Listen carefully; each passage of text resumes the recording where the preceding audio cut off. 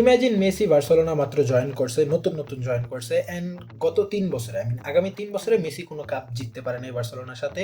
Barcelona একেবারে trophyless গেছে, বুঝছো?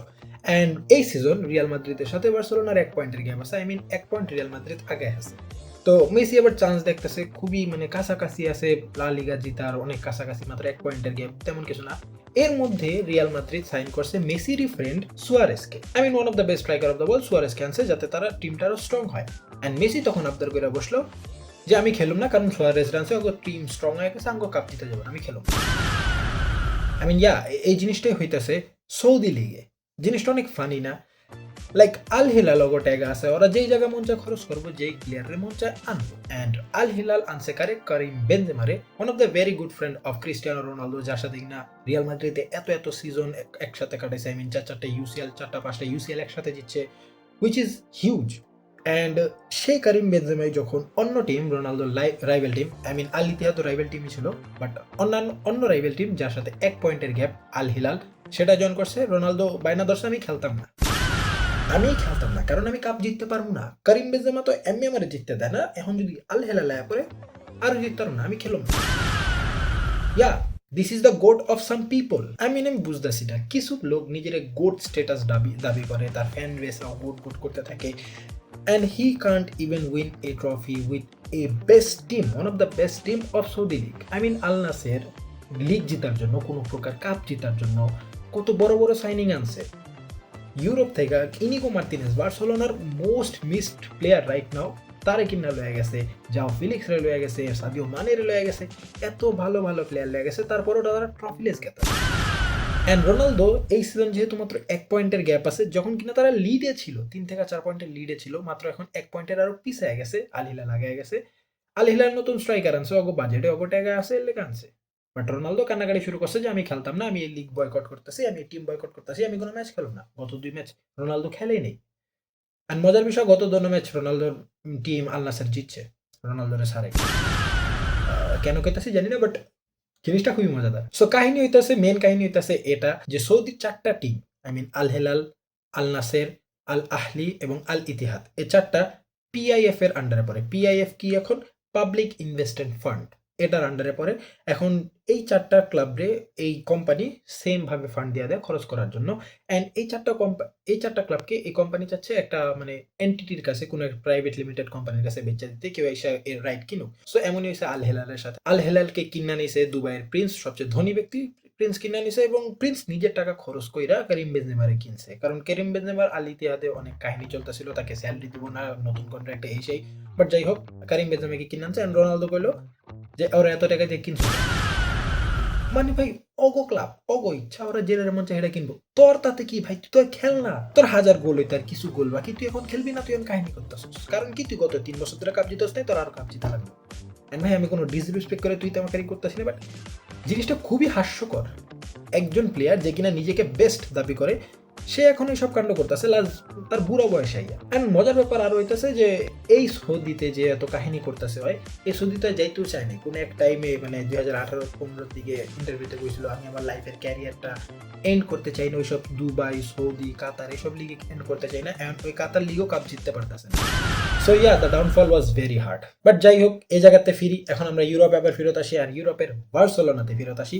সো বার্সেলোনা ফাইনালি ধ্যান দিচ্ছে তাকে একটা সেন্টার ব্যাক লাগবে। হ্যাঁ, এত বছর পর, এত মারা খাওয়ার পর, এত বছর তো এত মারা খাওয়ার পর বার্সেলোনা বুঝতে পারছে তাদের একটা সেন্টার ব্যাক দরকার। সো যার কারণে আমরা সবাই দেখতেছিলাম যে বার্সেলোনা বাস্টনি এবং সল্টারব্যাক, ডর্টমুন্ডের সল্টারব্যাক, এই দুজনকে টার্গেট করতেছিল। বাট এখন বার্সেলোনার স্কাউটিং তাদের অ্যাটেনশনটা একটু সরাই আনছে অন্য একদিকে, তারা গেছে প্রিমিয়ার লিগে। অ্যান্ড প্রিমিয়ার লিগে কার পিছে গেছে? Cristian Romero. the Argentine defender, the Tottenham captain. And আমি জিনিসটা লয়ে হ্যাপি, যদি জিনিসটা সত্যি হয়ে থাকে, বার্সেলোনা টটেনহামের ক্যাপ্টেন ক্রিস্টিয়ান রোমেরোকে সাইন করতে পারে, খুবই ভালো হবে। কেননা ক্রিস্টিয়ান রোমেরোর যে প্রোফাইলটা আছে, it's same to same like Inigo Martinez. যখন খেলতো, ও ব্যাকলাইনটা সামলাইতো খুবই অ্যাগ্রেশনের সাথে, এবং রোমেরো সেম কাইন্ড অফ জিনিস করে, খুবই অ্যাগ্রেশনের সাথে ট্যাকল করে। অ্যান্ড এইসব জিনিসগুলো না প্রিমিয়ার লিগে খুবই ল্যাক করে। তো এমন কোনো প্লেয়ারের কাছে নাই, খুবই কম প্লেয়ারের কাছে আছে। অ্যান্ড টটেনহামের কাছে তাদের আছে। ও টটেনহামের ক্যাপ্টেন, দেখা যাক ও কি বার্সেলোনা আসবে নাকি। Obviously Barcelona is a big club, যদি বার্সেলোনা কোনো অফার দেয়, 1-1 রুলে যদি বার্সেলোনা আসে তাহলে একটা ভালো অফার দিতে পারবে। যদি অফার দেয় ক্রিস্টিয়ানো রোনালদো আসতে পারে, যেহেতু সে একজন মেসি ভক্ত বিশেষ করে, এন্ড মেসি যেহেতু বার্সেলোনায় খেলছে, so we might see him in the Barcelona jersey. So next news হচ্ছে রিয়াল মাদ্রিদকে নিয়ে। সো মাদ্রিদ নিয়ে কন্ট্রোভার্সি কমতাছেই না, মানে কাহিনী কমতাছেই না। লাস্ট তারা বেনফিকার কাছে হারছে, এখন এই বেনফিকার সাথে আবার প্লে অফ খেলতে হবে 2-3টা লেগ। অ্যান্ড আর একটা কাহিনী হইতাছে যে রদ্রিগো তো 2 ম্যাচের ব্যান খাইছিল, আই মিন রেড কার্ডের জন্য বেনফিকার দোনো লেগ মিস করবে, বাট এখন রদ্রিগো ইনজুরি পড়ছে, যার কারণে সে লা লিগারও 2টা ম্যাচ মিস করবে, যেটা হচ্ছে ভ্যালেন্সিয়া এবং রিয়াল সোসিয়াদ, এই 2টা ম্যাচও মিস করবে এবং বেনফিকার 2টা ম্যাচ মিস করবে। I mean total 4 game miss করবে, আরও গেম মিস করতে পারে যদি ইনজুরি থেকে ব্যাক তাড়াতাড়ি না আসে, বাট শিওর থাকো 4টা গেম রদ্রিগো মিস করতে গেতেছে। অ্যান্ড শুধু যে রদ্রিগো মিস করতেছে এরকমও না, তার সাথে যুক্ত হয়েছে জুড বেলিংহাম। সো জুড বেলিংহামের একটা নতুন ইনজুরি হয়েছে, যার কারণে জুড বেলিংহাম 1 মাসের জন্য এখন মাঠের বাইরে থাকবে। অ্যান্ড 1 মাসের জন্য রিয়াল মাদ্রিদ এখন কারে খেলাবে কে জানে। লাইক রিয়াল মাদ্রিদের কন্ট্রোভার্সি তো কমতাছেই না, লাইক টপ 8 থেকে বাইরে যাওয়া হোক, লা লিগা কাহিনী হোক, কোপা দেল রেতে কাহিনী হোক, কোচ নিয়ে কাহিনী হোক, প্লেয়ারের রিগো কাহিনী হোক, কাহিনী লেগে রয়েছে রিয়াল মাদ্রিদে। সো রিয়াল মাদ্রিদের কামব্যাক করাটা খুবই জরুরি হয়ে গেছে এখন, প্লেয়াররাও চলে গেছে, দেখা যাক কি হয় অ্যাট দি এন্ড। যে 1 পয়েন্টের গ্যাপ আছে ওটা কি বড় হয়, অ্যান্ড চ্যাম্পিয়ন্স লিগ থেকেও কি তার কি বাদ হতে পারে নাকি, কারণ জোজে মরিনিও কি করতে পারে সেটা আমরা লাস্ট ম্যাচে দেখছি। অ্যান্ড নেক্সট নিউজ হচ্ছে করিম বেনজেমাকে নিয়ে। সো বেনজেমার এটা তেমন বড় কোনো নিউজ না, বাট করিম বেনজেমা তো আল হিলালে জয়েনই করছে, অ্যান্ড সেটা নিয়ে রোনালদোর কাহিনী তো আছে, বাট করিম বেনজেমা তার ডেবিউ ম্যাচে 3টা গোল, আই মিন একটা হ্যাট্রিক এবং একটা অ্যাসিস্টও দিছে। ভাই ও আল হিলালে ফাটাইতেছে, অ্যান্ড আমরা দেখতে গেতাছি আরও একটা মানুষ এবছর ট্রফি লেস যাইতে গেতাছে। দেখা যাক এট দি এন্ড কি হয়। আমি মানে অত খুশিও না, বাট জিনিসগুলা দেখতে মজাই লাগতেছে। একজন ইগোইস্টিক মানুষের ইগো খুবই ভালোভাবে চুরমার হইতাছে।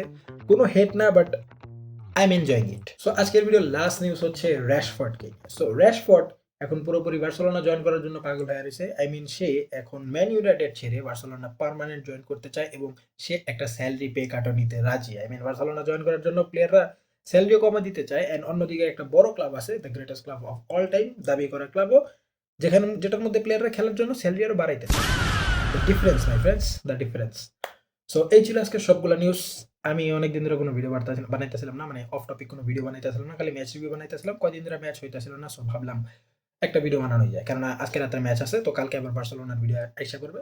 সো এই ছিল আজকের ভিডিও। আই হোপ তোমাদের ভালো লাগছে। যদি ভালো লেগে থাকে অবশ্যই লাইক কমেন্ট শেয়ার করে দাও। দেখা হচ্ছে তোমাদের সাথে নেক্সট ভিডিওতে, ততক্ষণ পর্যন্ত পিস আউট।